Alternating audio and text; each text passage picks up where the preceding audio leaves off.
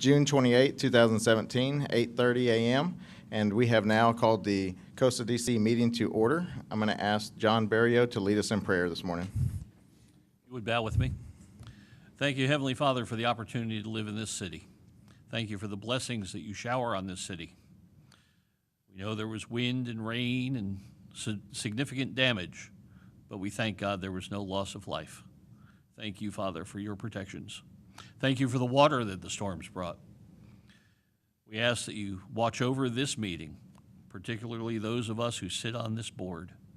Let our decisions be done with good information and choices made wisely.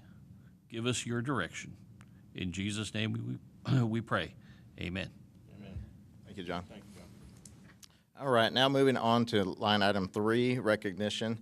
We're going to go ahead and table this recognition of Tommy Hebert. He's unable to attend this morning. I want to thank him for his presidency and time on the board, so we're going to table that till next month. We're going to go ahead and move on to line item 4, which is public comment. Issues or items that are not on the agenda may be raised by the public at this time. Citizens should speak from the podium, beginning by stating their name and limiting their remarks to less than 3 minutes. Board members may request that a discussed item be placed on a future agenda. The board takes public comment on all regular agenda items during the discussion of those items. Now open for public comment. Okay, there being none, we're going to now close public comment and move on to the consent agenda. Considering approving the May 24th, 2017 minutes, considering approving necessary corporation disbursements, consider approving the May 2017 financial statements. Can I get a motion for approval? So moved. Second. All those in favor? Aye. All right.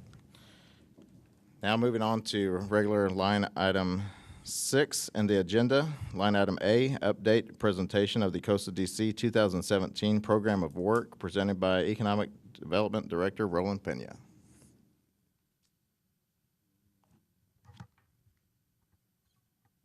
Good morning, board members. Good morning, sir.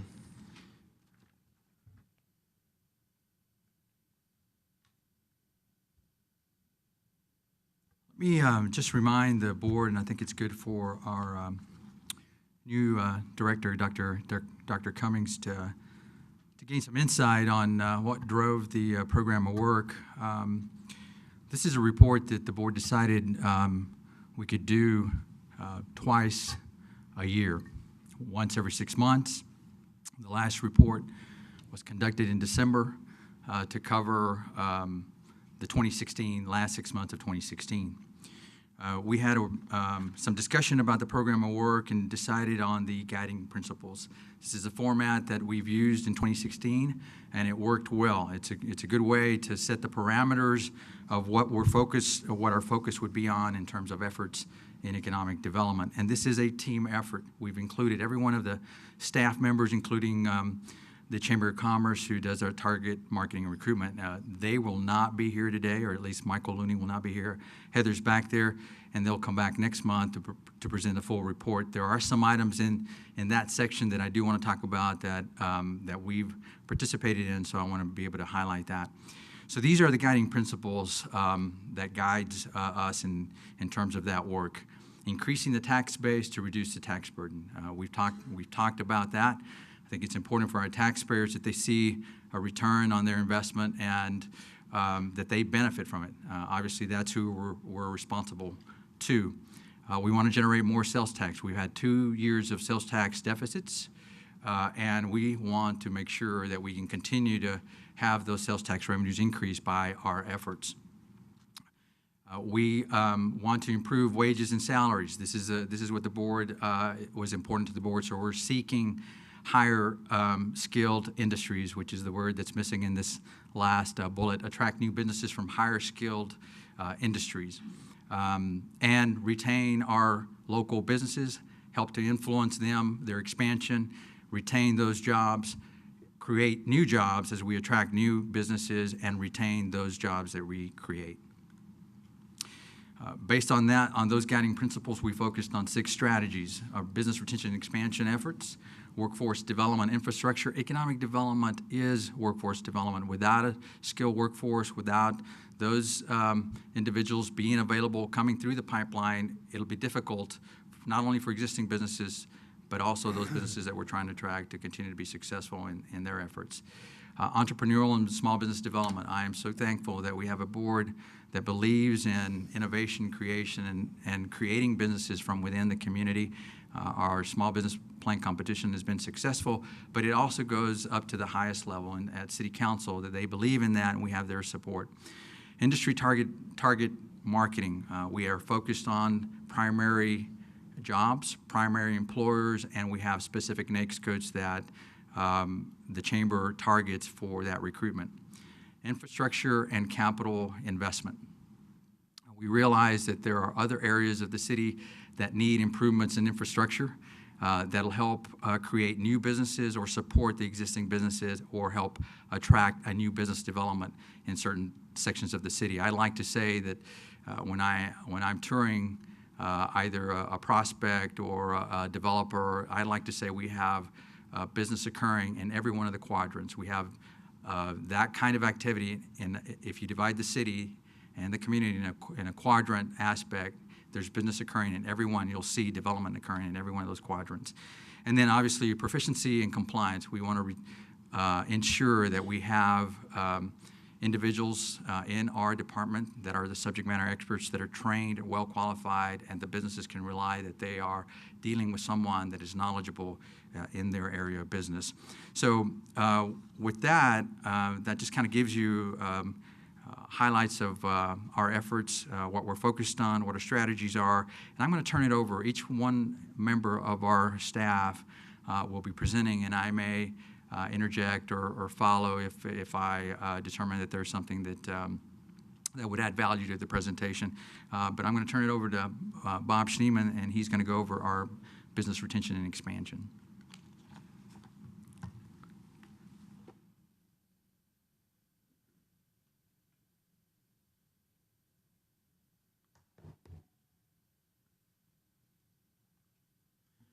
Good morning. Morning.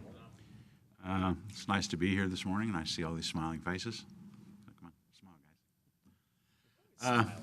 Business Retention and Expansion Program, as you know, the objective is to assist in the development of local business expansion projects. New projects, along with projects currently underway, will create new jobs and retain existing jobs.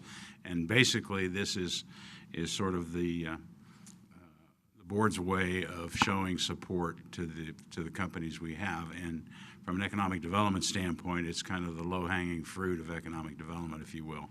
Companies are already here. We don't have to bring them here. There's a reason why they're here, and they want to be here, so it makes sense to help them grow. I'm going to go over this matrix fairly quickly, and then I'll touch on some of the more important points and go into a little more detail. The first one is the awareness campaign. We are looking at doing a multimedia type advertising campaign. We have not started that yet, but we anticipate getting that rolling here in the near future. Appreciation events.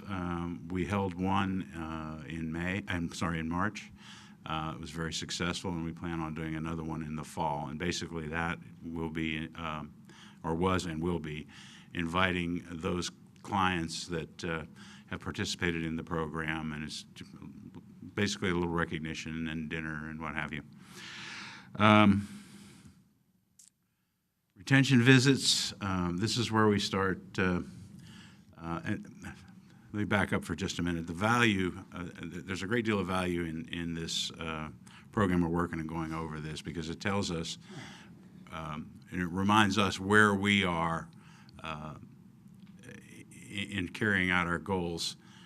Basically, we're in June. We should be about halfway toward meeting our goals, and some of these you'll see are not, and that brings up the a topic of some of the other things that we've been doing that you're going to hear about that have taken a lot of the attention away from this program. So it tells me we need to refocus on it and put a little more effort into BREP. We've got a lot of things in the mill that I'll go over here in a minute, but from the standpoint of having agreements completed, we're lagging a little bit. So retention visits, we had intended to do 30 for the year. We have done 7 thus far. Expansion projects and economic development agreements. Our goal was to have 6 agreements completed for the year, and we have 1 so far. Hopefully at the end of this meeting we'll have a second. New jobs created and indirect jobs created. Our goal was 50 and 100 respectively. We have hit the goal of 50 for the new jobs. Indirect jobs, because of the nature of the industries that we've been working with, that's lagging a little behind. Retained jobs, both direct and indirect. Our goal was 150 and 200 respectively, and we're at 51 and 50. Capital investment, our target was $15 million for the year, and we are currently at $2.87 million. That is likely to increase again, hopefully at the end of this meeting. Annual economic output was $40 million targeted, and we're at $21 million, so we're right about where we should be on that. And local industry support, that's letters and that sort of thing in support of different legislative efforts and what have you.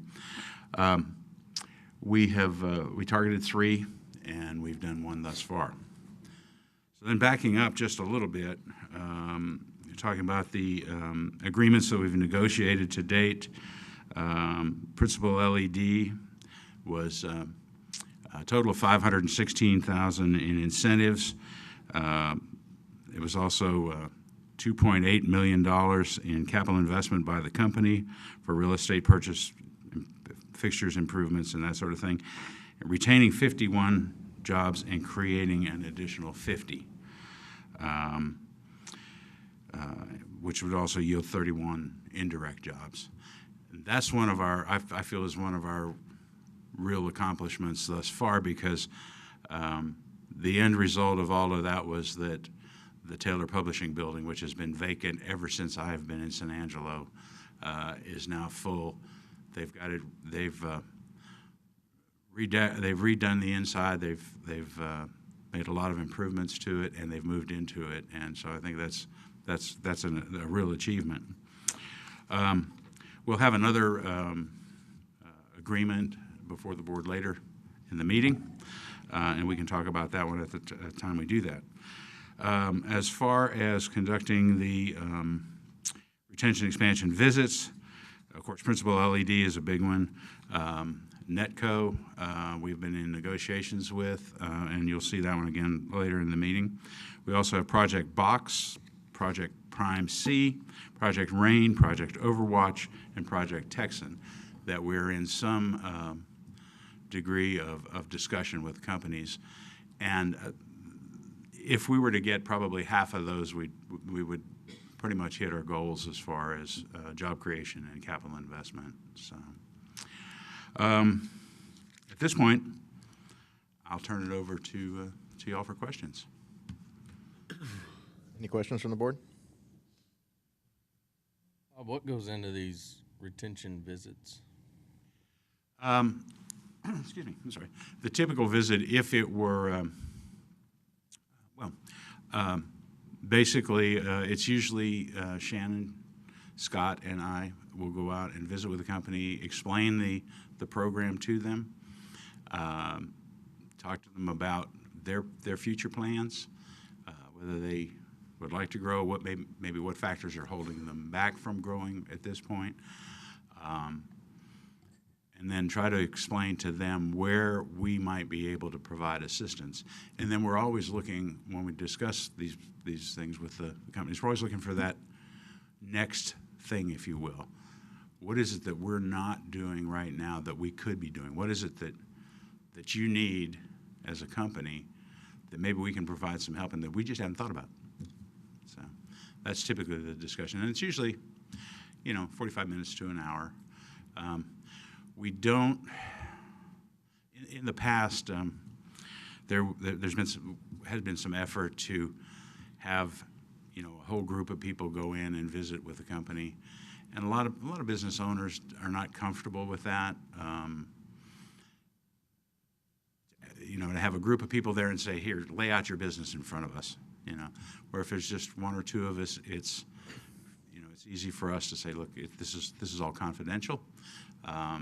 You know, at some point it will become public if we go through and end up with an economic development agreement. Otherwise, it all remains confidential, and it usually seems to put them at ease with a smaller number of people. Are they difficult to get in to see them, or is it? They can be.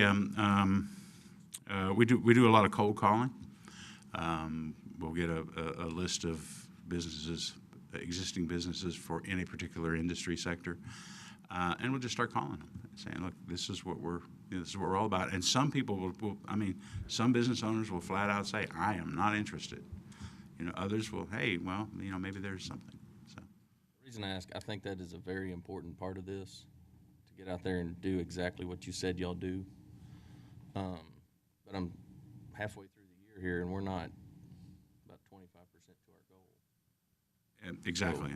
That's my concern, is that right now we're on pace to click about 14 retention visits, which is less than half of our goal. And the vast majority of the visits that we've had so far have been actually incoming calls. We're getting, as word gets out about the program, we're getting more and more of those, and those are the ones that you know can be quite productive. They're calling us to say, "Hey, I heard about this. Can you help me out? This is what I'd like to do."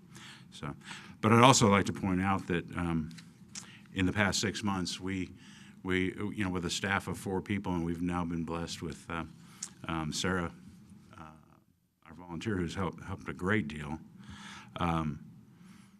We've done over $1 million worth of land sales in the industrial park. We've got, you know, we're brand new at the the request for proposal and request for qualifications processes through the city.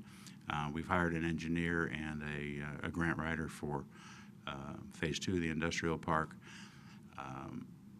We've got the Work Ready Community program going on. There's been a lot of other things that we're dealing with that has kind of drawn our attention away from prep a little bit. So that's why I say, you know, it's an indicator to me we need to refocus on this. May I say something? Sure. So you have the program of work in your packet, and I failed to mention that if you want to review or reflect on some of those tasks, and it may give you some insight on what we've been doing. Bob is correct in terms of the workload. We have had a huge workload this first quarter.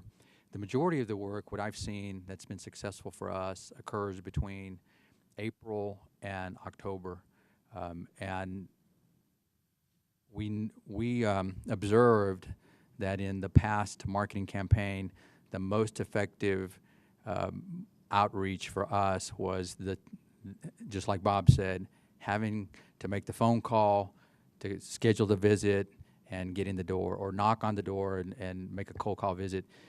That just seems to be much more effective. We found that you know, the advertising that we're doing was not effective. The radio, TV, even direct mail. You may recall I mentioned that some of the businesses we called on had the direct mail piece in front of their computer ready to call, but they're just so busy. So that's been more effective for us. But I would anticipate an uptick in our efforts between the next few months and October. So I'm not concerned about it, but I acknowledge that yeah, we're less than the 25% there. I have a question.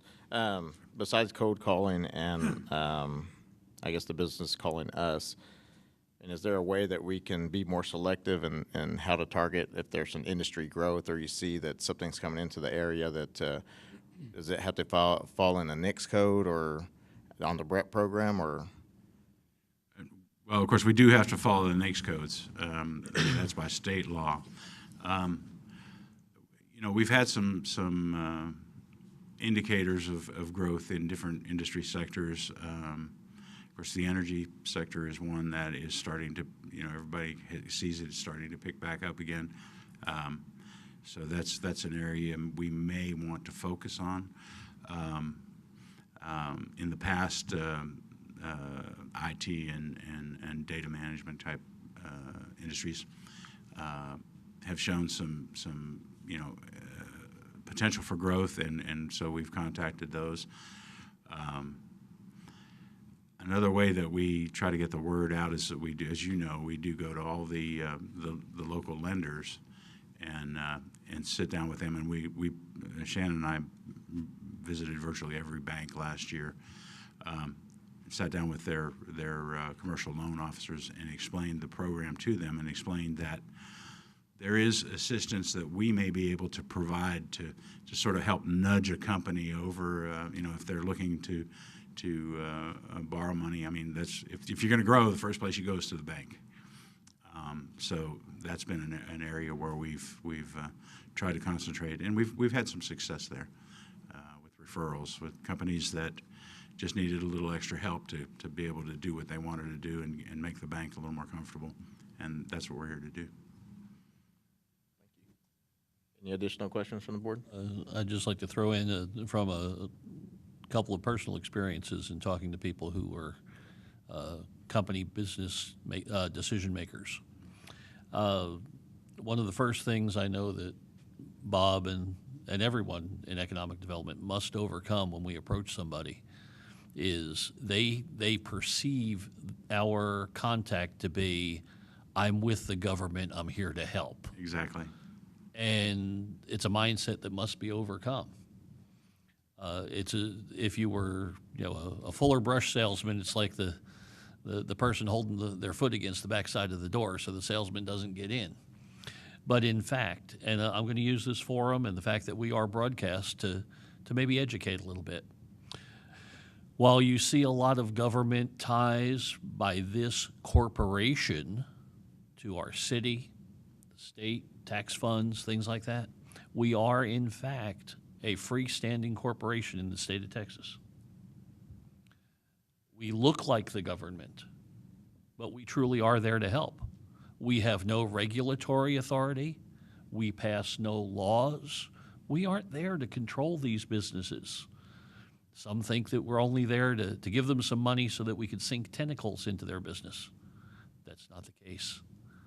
We truly are here by the blessings of the taxpayers to help these businesses grow with an expectation that it will be for the betterment of the whole community.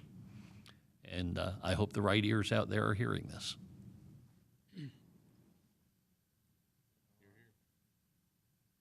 Okay, thank you, Bob. All right. Thank you very much. We're going to now move on to line item 6B, updated presentation of commercial and residential development activity, presented by, I'm sorry.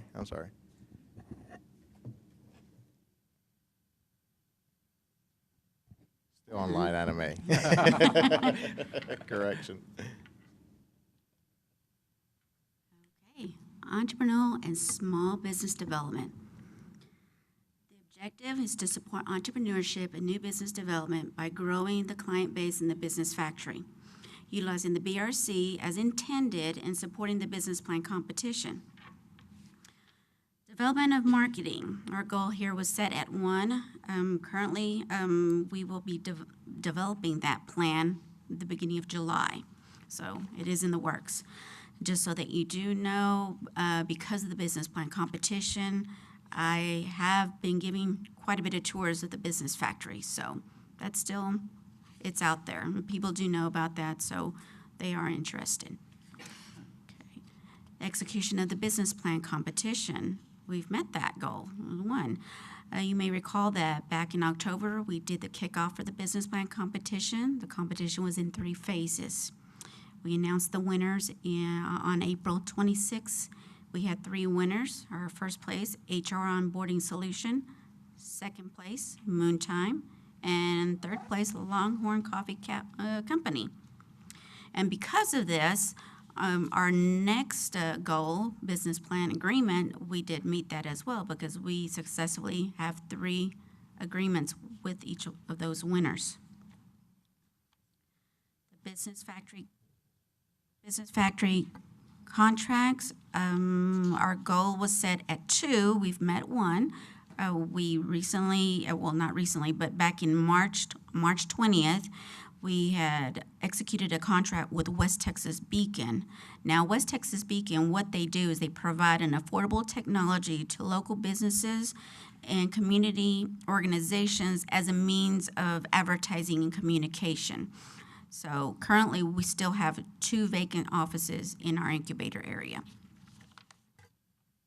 Increase activity at the BRC by 10%. For 2017, as of today, our goal was at 3,087 people and 437 events. We're actually at 1,627 people, and we have had 250 events. Now, we still have the rest of the year, and we believe that projecting this out, we will meet our 10% goal, and we'll be over 1% over people attending in our visiting our BRC. So I do see that. We do have a few events that we'll be scheduling for now on there at the BRC, but we do see quite a bit of activity. If you have any questions for me. Questions from the board? No? All right, thank you. Nora.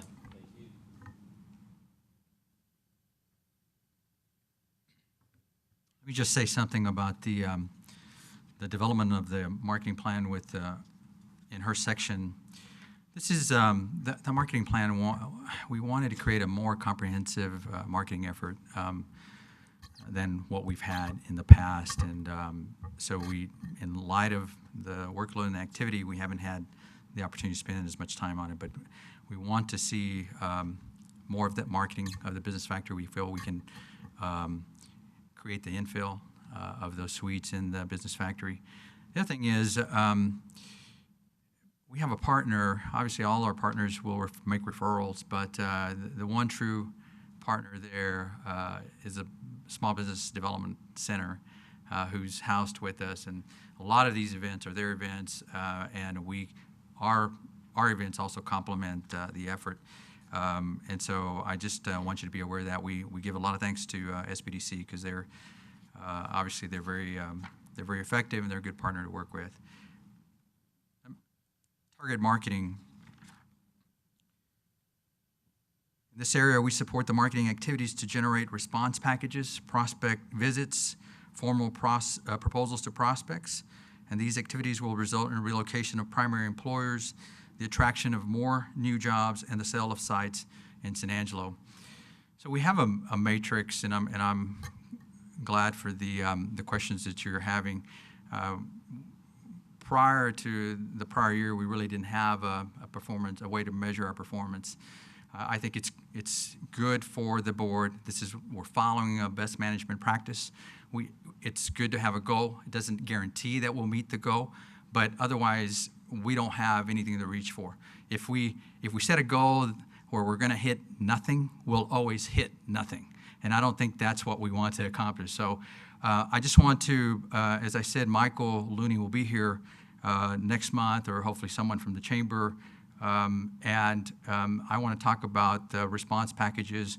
Our office has, if you look at the details on the program of work, is responsible for one of the formal proposals.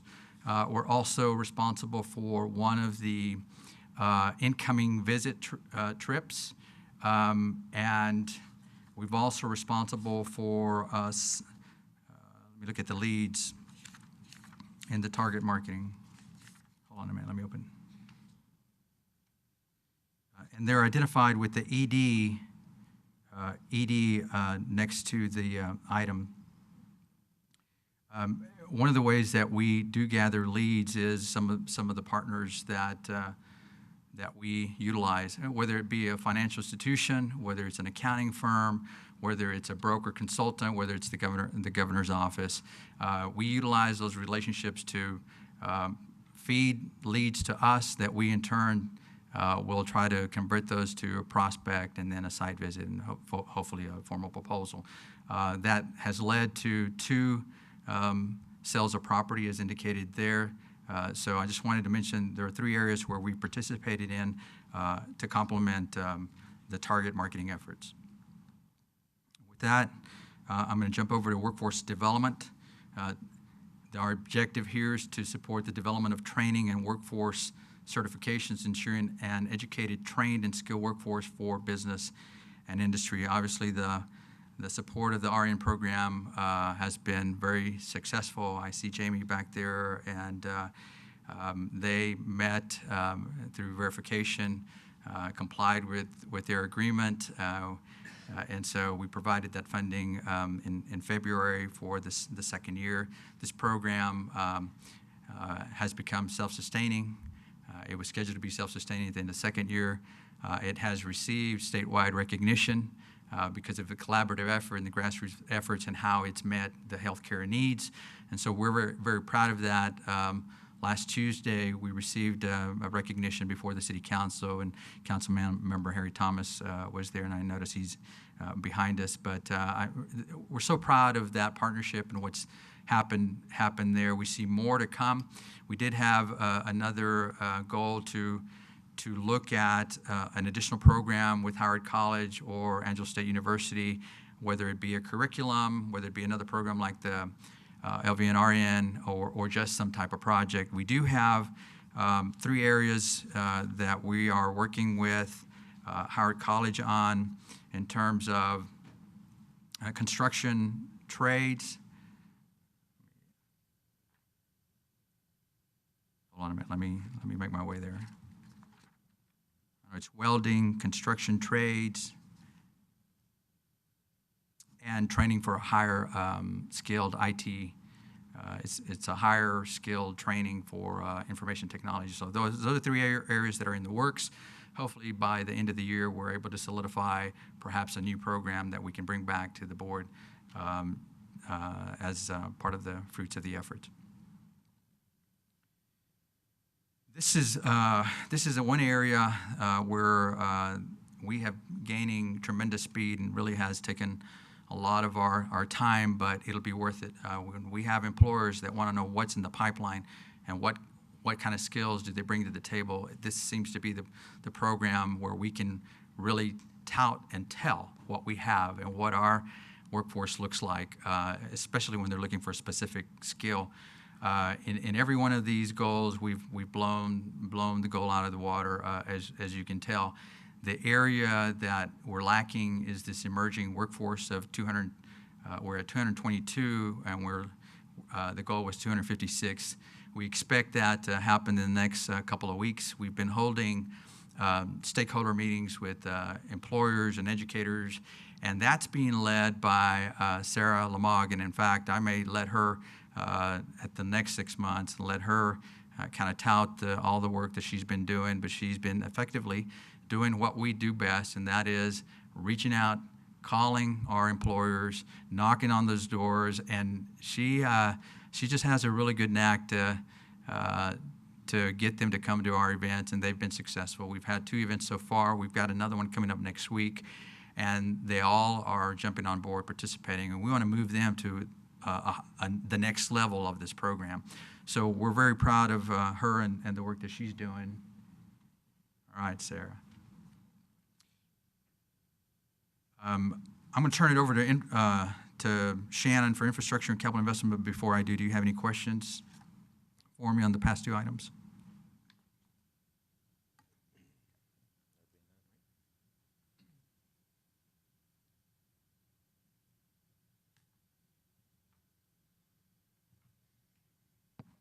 Good morning. The next item on the program of work that we'd like to discuss is infrastructure and capital investment.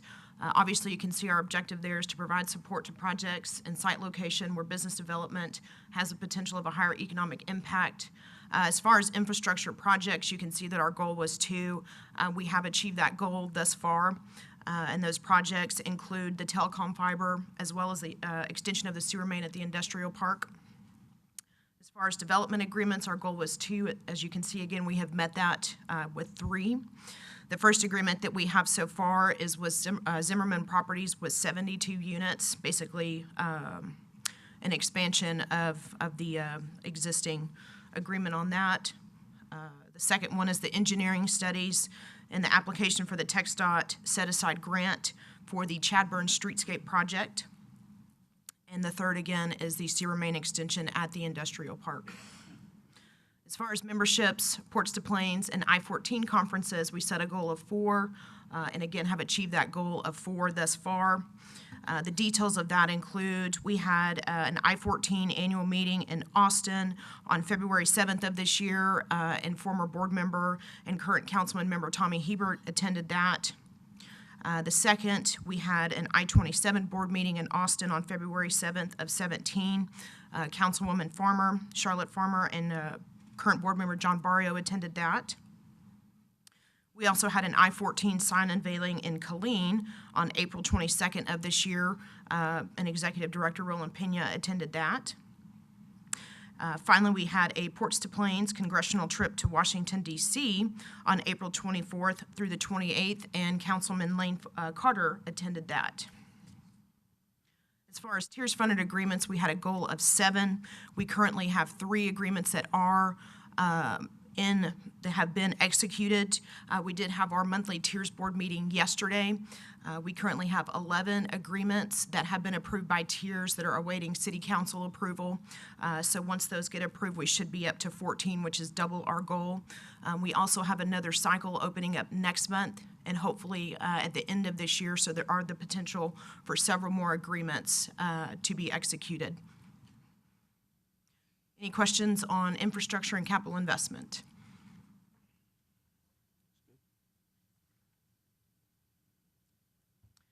Okay, next item on the program of work is proficiency and compliance. Our objective is to ensure that staff is adequately trained with necessary skills, has the economic data required to perform their tasks, and meet state regulatory compliance. As you can see, our goal for professional training for personnel was 6. Currently, we are at 4.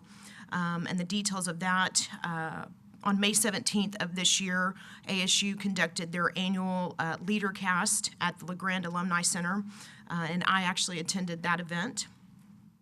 We had a TEDC webinar on May 17th that was viewed by our staff. Roland attended the TEDC Mid-Year Conference June 6th through 9th. That was in Plano. And Roland also attended the IEDC's Excellence in Economic Development Awards committee judging event. I believe that was last week. Our goal for update and creating economic data is 1. Currently, we're working with the ASU College of Business to see if we're evaluating basically if we're going to be able to update that data. So we're in the works with that. As far as the annual compliance review, again, set a goal of 1. For the past couple of years, we've had a CPA firm that has done that. Currently, there is a conflict that we're trying to work through with that. So both of those last 2 items are in process. We're just we've got some things we're working through. Any questions on proficiency and compliance?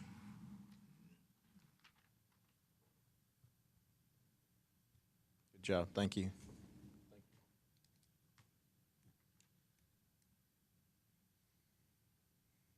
All right, now we're going to move on to line item 6B, update presentation on commercial and residential development activity by Mr. Roland Pena. Directors, Al Torres is going to be presenting. We have it on the agenda. I asked Al if he would mind coming out today.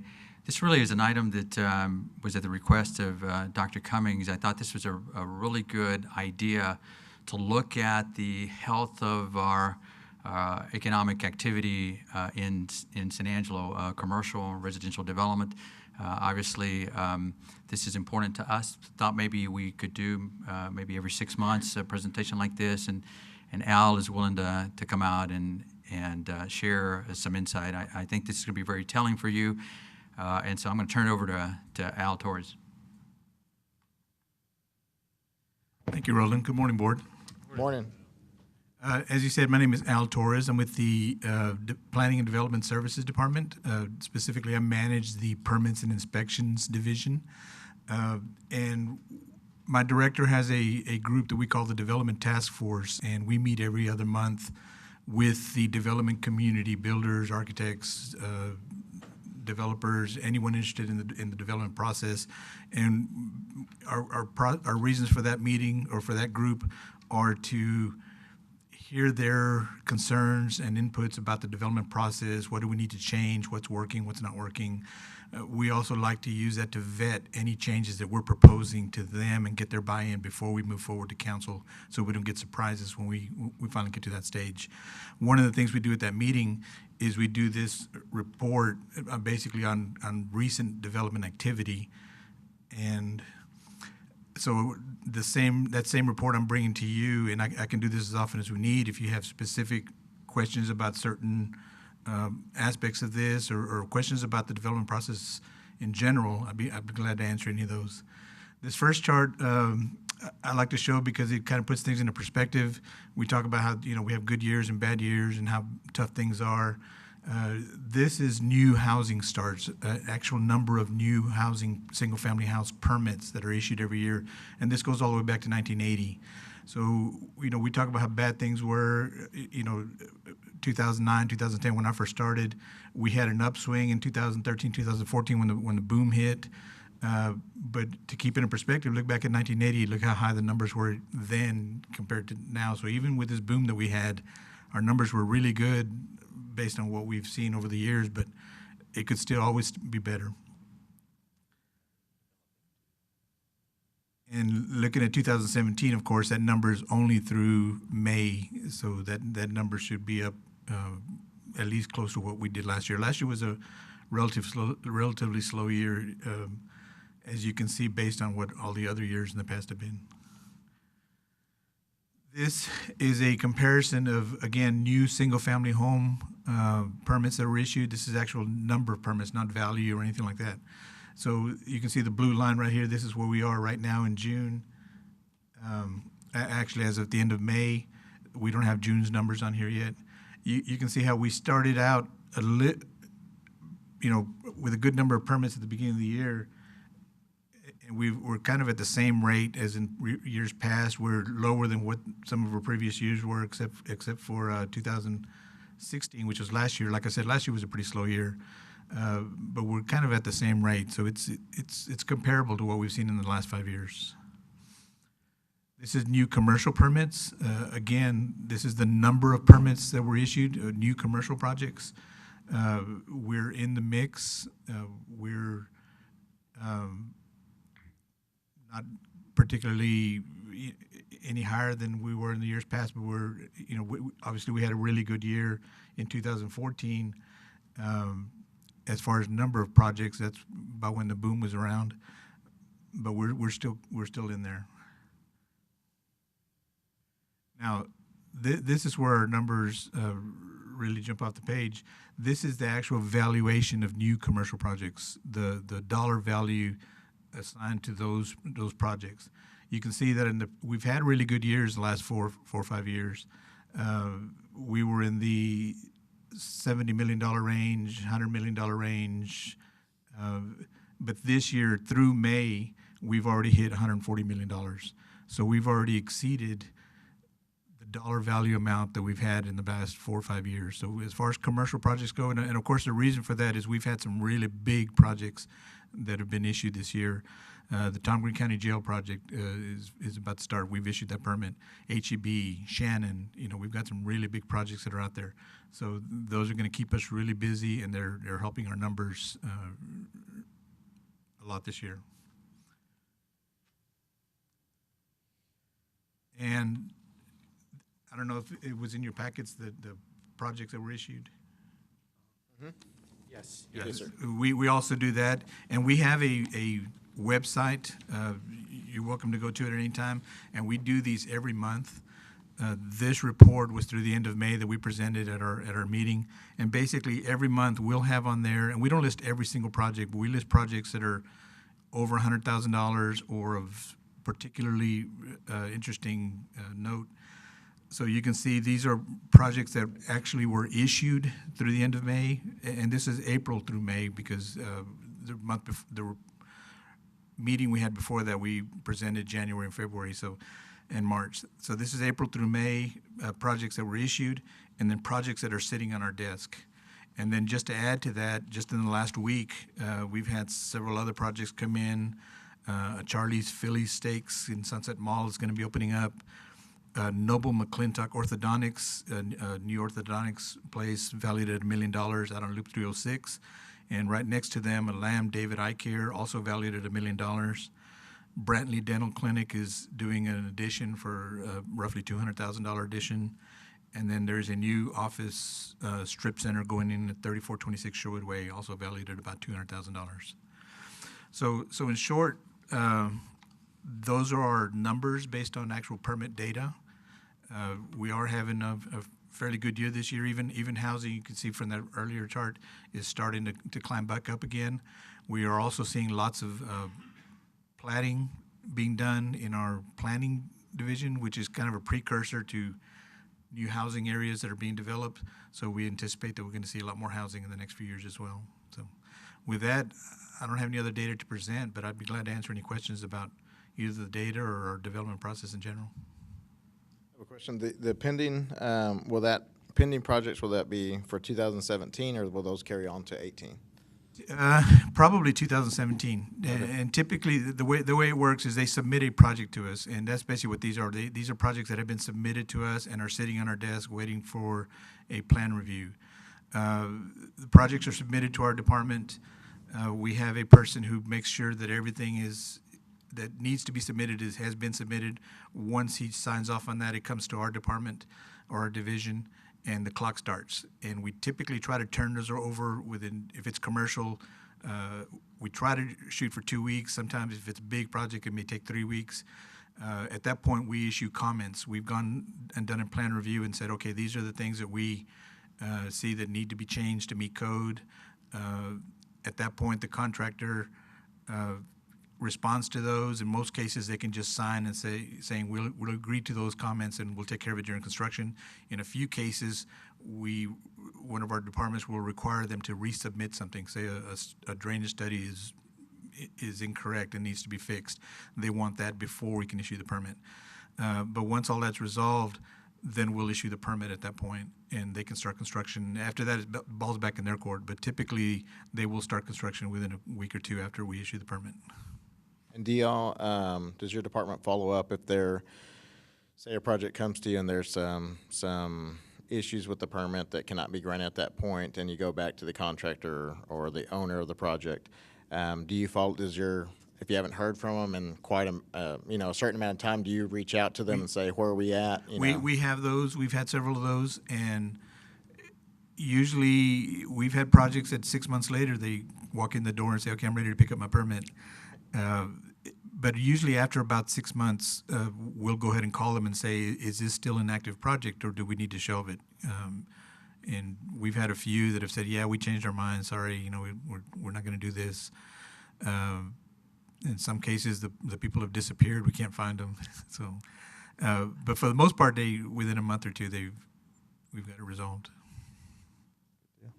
Any other questions from the board? Thanks for your information today. On the pending projects from the end of May, have any of those been approved in June or permits issued? I would have to go back and look at our records. Off the top of my head, I don't know. I can.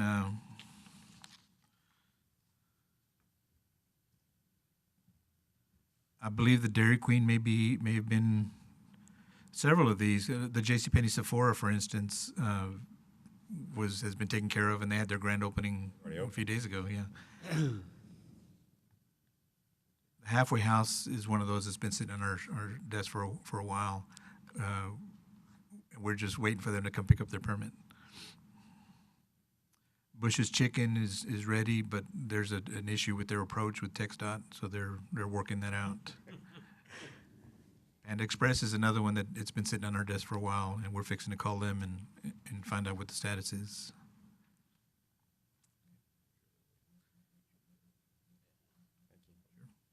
My pleasure. All right, thank you, Al. Thanks, Al. Okay, we're now moving on to line item 6C, update regarding EDA grant administrator and engineering design services for infrastructure improvements to Phase 2 of the industrial park, presented by Bob Schneeman. Thank you. As the board is aware, we are in the process of applying for Economic Development Administration grant from the federal government to extend infrastructure into Phase 2 of the industrial park. The process that we've gone through to try to make that happen is we have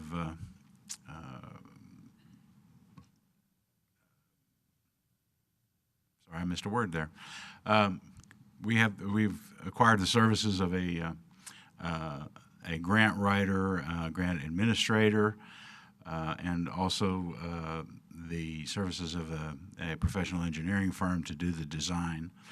And the two of them are having to work together on this the initial phases of the grant. The notice to proceed for GrantWorks, which is the grant writing firm, and grant administrator, notice to proceed was issued June 1st, and they're currently preparing the initial proposal documents for the first submittal to the Economic Development Administration. Park Hill Smith and Cooper are the engineering firm, and we issued their notice to proceed on June 19th. They're currently working on a conceptual design, and the board may recall that in our first phase of our contract with them, we've contracted for $28,000 for them to do a conceptual design of phase 2 to maybe look at some options, and I'll get to a map here in a minute on that. They're also working with GrantWorks to provide information that the grant writers need up front, and a lot of that has to do with cost, and it's kind of a challenge for them right now because they're basically trying to do cost estimates for a project that hasn't been designed yet, and we're not even sure of the conceptual design. This slide I put in here for a couple of reasons. One, the crosshatched areas show the land that has been sold at the industrial park, and so you can see that there's, in Phase 1, there's very little land left that's available for sale. So we're kind of in need of Phase 2 and expansion into Phase 2, and we've actually sold 52 acres out of Phase 2 already, which is this location here. So what we've asked Park Hill Smith and Cooper to do is to provide us a conceptual plan encompassing this area. Wiggly, but it'll work. Originally, we had a 100-acre site reserved here, and the reason for that was it was a requirement of the certification process for our industrial park certification that we have a 100-acre site available. And so we had designated that one originally. Now we're thinking that we may look at doing something over in Phase 3 for the 100 acres and go ahead and subdivide this area into smaller parcels because, you know, the demand seems to be for something between 2 and 20 acres. And so we're going to look at different conceptual designs on how we may accommodate that in Phase 2. So that's going to be the first thing that Park Hill Smith and Cooper are going to be submitting to us for review. Of course, when they do that, we'll bring it to the board. And then once we have an approved concept, then we will they can proceed with the engineering design.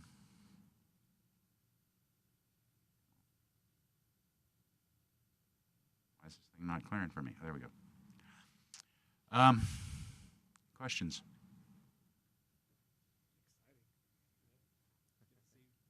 Action out there is just, every time I see it, it's exciting. Thank you. Good work, Bob. Okay, now we're moving on to line item 6D. This is actually a voting item. Consider a resolution to accept assignment by Concho Valley Center for Entrepreneurial Development, DBA The Business Factory, CED, of client grant license and services agreements and the end of 2016 San Angelo Business Plan Competition Award Agreements to Costa DC and authorizing the board president to execute acceptance of the assignment on behalf of Costa DC. Presented by Mr. Pena.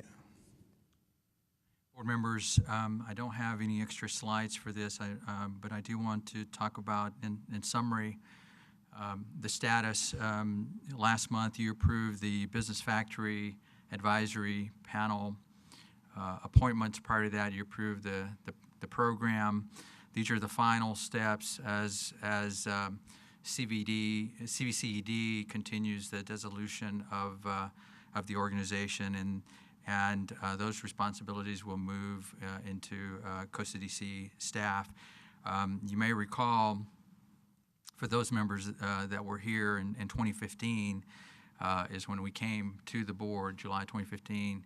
CVCD was contemplating the planning of their future, and we saw a lot of the duplication and also some of the obstacles. And I believe the president of CVCD, John Fuentes, was here at that meeting and also agreed that it was perhaps time that we made some changes, that we would transition for the betterment of the entrepreneurial development. And so we sought board direction, and the board was receptive.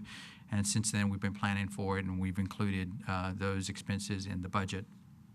So as the final piece to fully transition is to move these obligations of the agreements. Currently in the Business Factory, these are just basically rental agreements, but they're also performance agreements where they have to provide quarterly reporting. This happens during the duration of their stay. That's usually a four-year stay, and then they graduate. And then finally, we have the commitments under the business plan competition, where we award those prizes.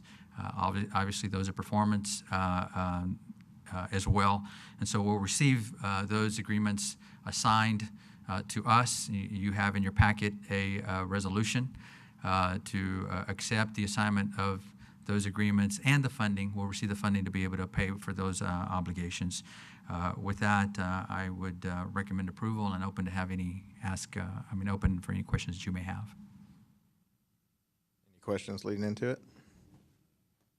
I'll make the motion that we approve as presented and documented. Second. All right, all those in favor? Aye. So moved. Okay, now we're moving on to line item 6A, an update regarding our first meeting of the Costa DC and Chamber Standing Committee, presented by myself. Take it away. We're leaving. You're on your own. Present from the podium? No, I'm good. Okay, we did, as everyone remembers, on May 24th, the Costa DC Board approved a resolution to creating a standing advisory committee consisting of 5 board members, that being the Chamber President, Dan Cohen, C.J. Muniz, myself, Scott Tankersley, and Juan Flores. And our first meeting was held on June 15th, 2016. Each side was able to kind of address any concerns that have come along in process of doing business.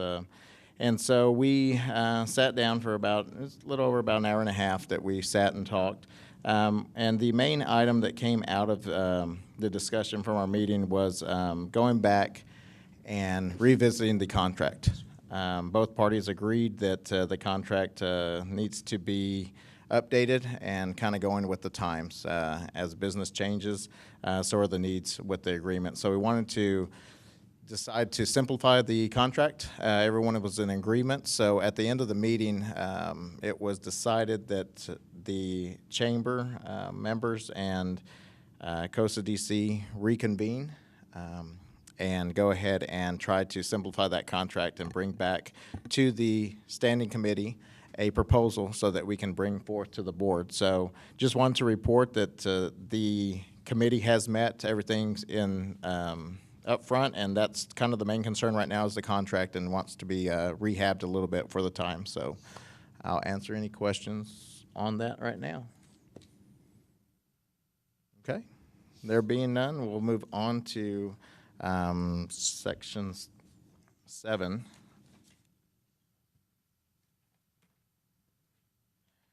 And section 7 is executive session under provision of the Government Code, Title 5, Open Government Ethics, Subtitle A, Open Government, Subchapter 551, Open Meeting, Subchapter D, Acceptance, to requirement that the meeting be open under the following sections. A, Section 551.087, to discuss and offer of financial or other incentives with Netco Energy Products, Inc., and to companies with whom the City of San Angelo Development Corporation is conducting economic development negotiations in which the City of San Angelo Development Corporation seeks to have locate, stay, or expand in San Angelo, as well as line item B, section 551.072, to deliberate the purchase, exchange, lease, or value of real property, RFP number RE-03-17, and the San Angelo Business and Industrial Park. As to item A, I'm going to recuse myself from the executive session until the board has completed its discussion regarding this item. We are now headed into executive session. The meeting is 9:57. We are moving on to line item A, consider items discussed in executive session if needed. I've been informed that the board will consider action on item 8B. I'm going to recuse myself at this time until any discussion or action. Item B will be considered Netco Energy Products as a customer of the bank that I work for, and for appearance sake, I choose to recuse myself. I'm turning over the meeting to First Vice President Juan Flores.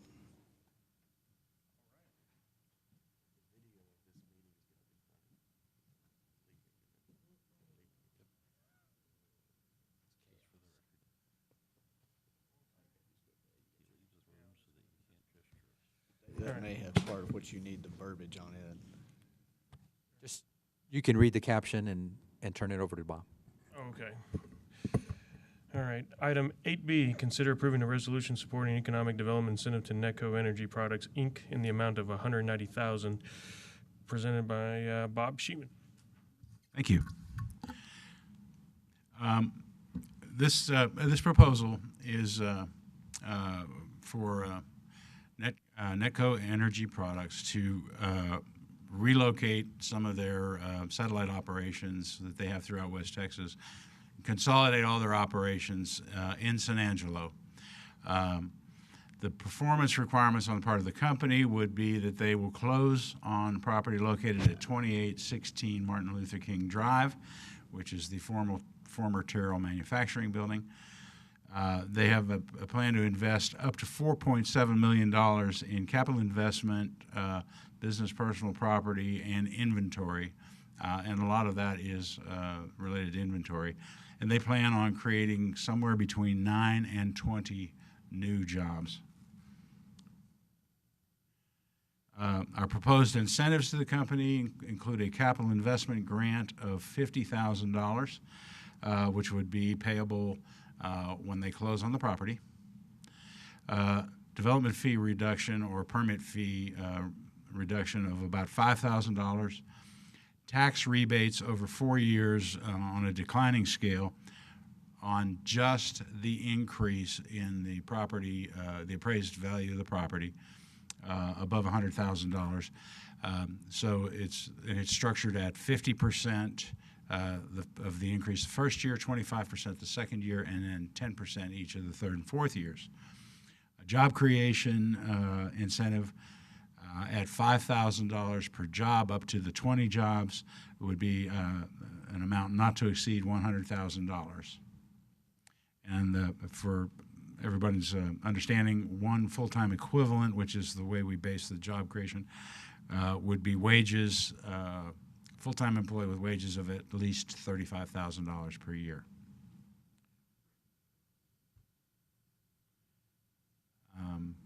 Questions from the board?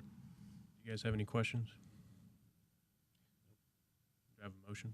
I'll make the motion that we approve. Second. All those in favor? Aye. Aye. Motion carries. Thank you. Thank you, Bob. You want to get Edward back?